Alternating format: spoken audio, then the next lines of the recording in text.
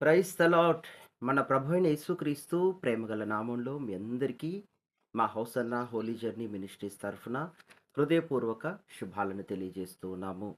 బాగున్నారా? దేవుడు ఈ లోకమందు అనేక ఈవులను ఈ భూమి మీద మన కొరకు దేవుడు కలగజేశాడు.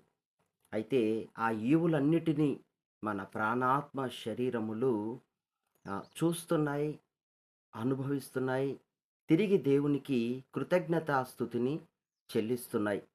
అయితే ఈ క్రమములో మన శరీర అవయ భాగాలలో కన్ను ప్రధాన పాత్ర వహిస్తుంది.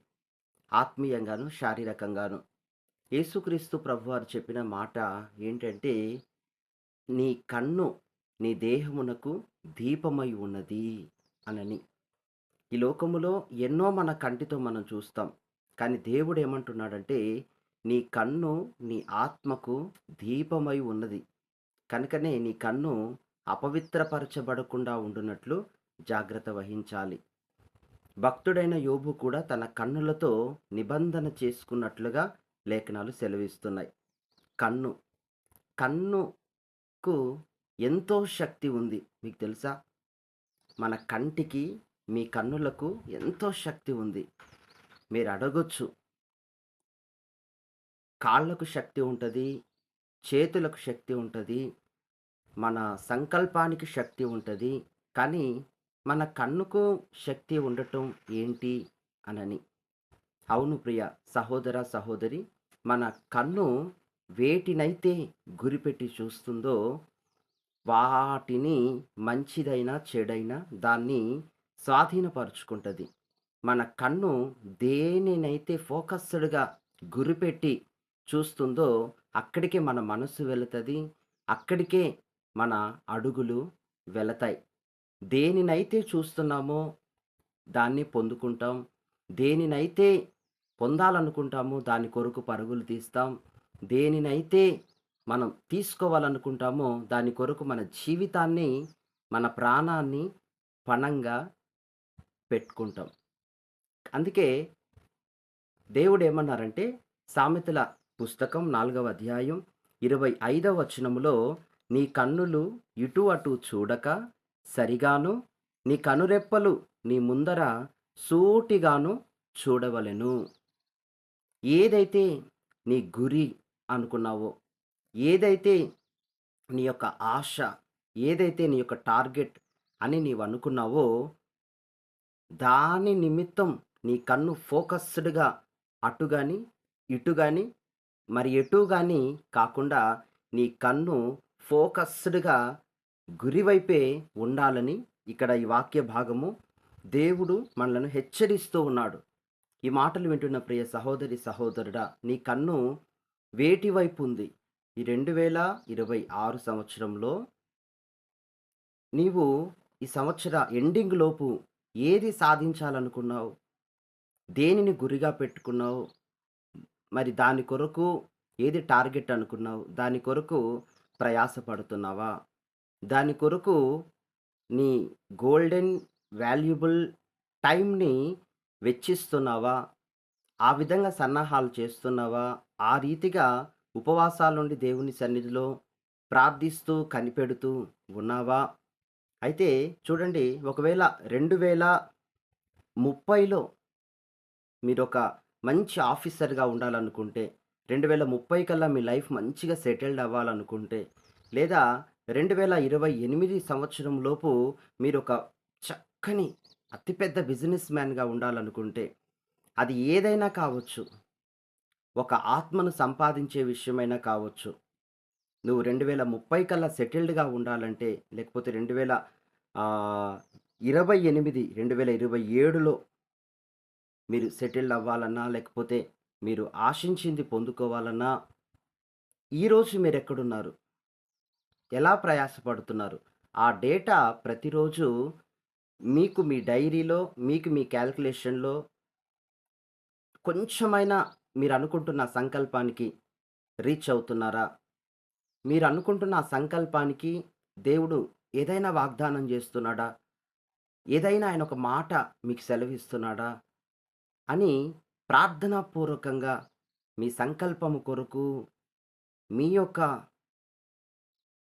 ప్రాణానికి పణంగా ఉంటున్న వాటి కొరకు దేవుని సన్నిధిలో మీ సమయాన్ని మీరు వెచ్చించి గడిపితే తప్పనిసరిగా మీ సంకల్ప దీక్ష దేవుడు దానిని విజయోత్సవంగా చేయబోతున్నారు. మిమ్మల్ని విజయుడుగా, విజయురాలిగా దేవుడు నిలబెట్టి, మీ ద్వారా ఈ సమాజానికి గొప్ప సాక్ష్యాన్ని అందించి, పరలోకమందున్న తండ్రి మహిమ పొందాలని ఈ సంవత్సరం నీకిచ్చాడు. ప్రతి రోజుని నీ కొరకు ఆయన గ్రేస్ ఇచ్చి, కృప ఇచ్చి, ప్రతి దినాన్ని నీకు ఆయన వెచ్చిస్తా ఉన్నాడు. చూడండి, మన తల్లిదండ్రులు జన్మనివ్వొచ్చు, మనకింకా ఏదైనా ఆస్తి సమకూర్చి పెట్టొచ్చు. ఇంకా ఏదైనా చేయొచ్చు. కానీ ఆయుష్‌ను పొడిగించటం అనేది అది దేవుని చేతిలో ఉంది. ఒకని జీవ మరణములు యెహోవా వశము. సమయములు, కాలములన్నీ దేవుని స్వాధీనములో ఉన్నాయి.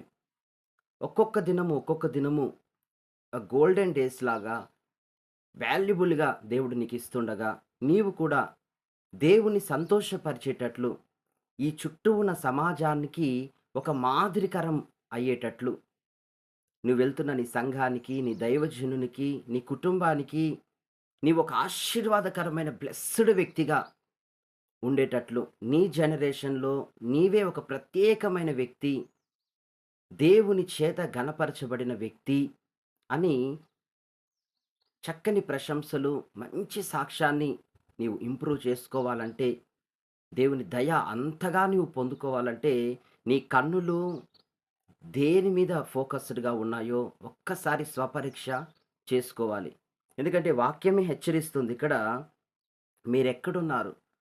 మీరు ఒకవేళ 4 ఇయర్స్‌లో సెటిల్ అవ్వాలనుకుంటే, మీరు ఒకవేళ 4 ఇయర్స్‌లో ఇన్ని వేల మందికి దైవ సేవకులుగా ఉండాలనుకుంటే, ఇప్పటి నుండే టైమ్ స్టార్ట్ నౌ. ఇప్పటి నుండే మీ కృషి ఎక్కువ ఉండాలి. ఇప్పటి నుండే మీ ప్రార్థన, దప్పిక ఎక్కువై ఉండాలి. దేవుడే మీ ఆహారమై ఉండాలి. దేవుని యొక్క సన్నిధి మీకు బలాన్ని చేకూర్చేదై ఉండాలి. ఆ రీతిగా మీరు అడుగులు వేసినప్పుడు, ఆ రీతిగా మీ దృష్టి, మీ కన్నులు మీరు నిలిపినప్పుడు, ఖచ్చితముగా దేవుడు అది మీకు అనుగ్రహించబోతూ ఉన్నాడు. మీకు దానికి కావాల్సినటువంటి సమయోచితమైనటువంటి ప్రతి లెసన్స్‌ని ముందు నుండి ఆయన సిద్ధపరచటం స్టార్ట్ చేస్తాడు. దేవునికి స్తోత్రం కలుగును గాక. ఒకవేళ ఇన్ని వందల మంది సంఘానికి నేను పాస్టర్‌గా ఉండాలి అని ఒకవేళ మీరు ఆశిస్తే, ఇప్పటి నుండే ప్రతి నెలకు ఒక్కో నెలకి జనవరి, ఫిబ్రవరి మనం తీసేస్తే, మార్చి నెల నుండైనా దేవుడు ఎదురు చూస్తున్నాడు.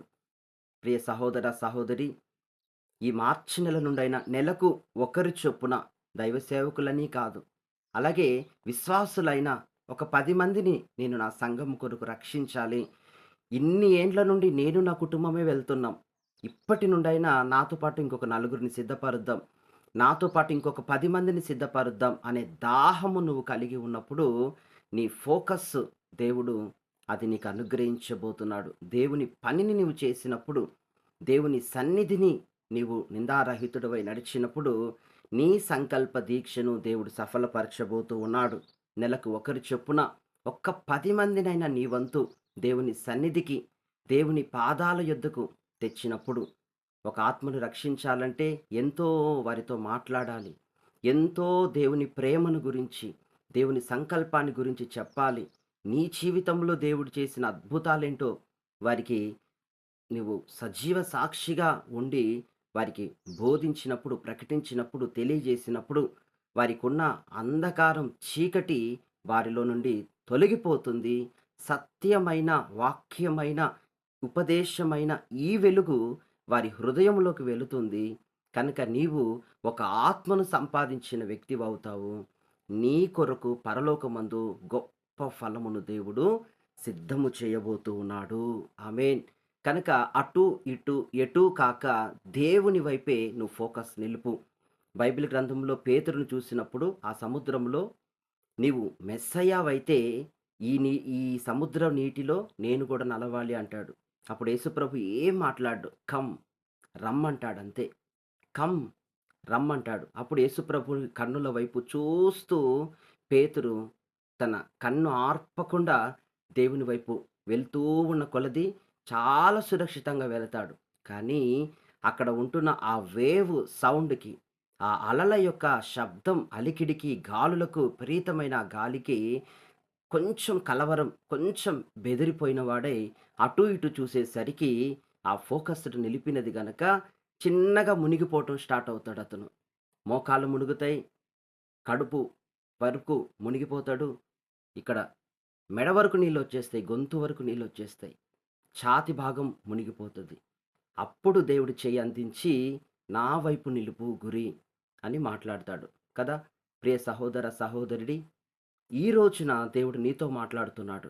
నీ కన్నులు దేవుని వైపు, నీ కన్నులు మొదట దేవుడు, ఆ తర్వాత నీ ఫోకస్ దేని మీద నిలపాలో దాని మీద నిలిపి, అహర్నిశలు నువ్వు కృషి చేసినప్పుడు, దేవుని దయను, దేవుని బలమును, దేవుని సామర్థ్యాన్ని నువ్వు సంపాదించుకున్నట్లయితే తప్పకుండా దేవుడు నిన్నక్కడ నిలుపుతాడు. అది కాకుండా మనం ఓన్‌గా వెళ్ళాలని చూస్తే చూడండి, ఒకడు సర్వలోకాన్ని సంపాదించుకొని, మరి ఆ రాత్రి వాని ప్రాణం పోగొట్టుకొనుట.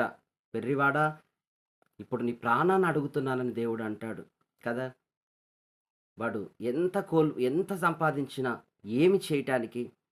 కాబట్టి మనం దేవుని తట్టు తిరిగినప్పుడు దేవుడు సమస్తాన్ని, సమస్తము మీద సమస్తాన్ని మనకిచ్చేవాడై ఉన్నాడు. సమస్తము మీద ఏలుబడి చేసే ఆ అధికారము, ఆ కృప దేవుడు మీకు ఈరోజు అనుగ్రహించునుగాక.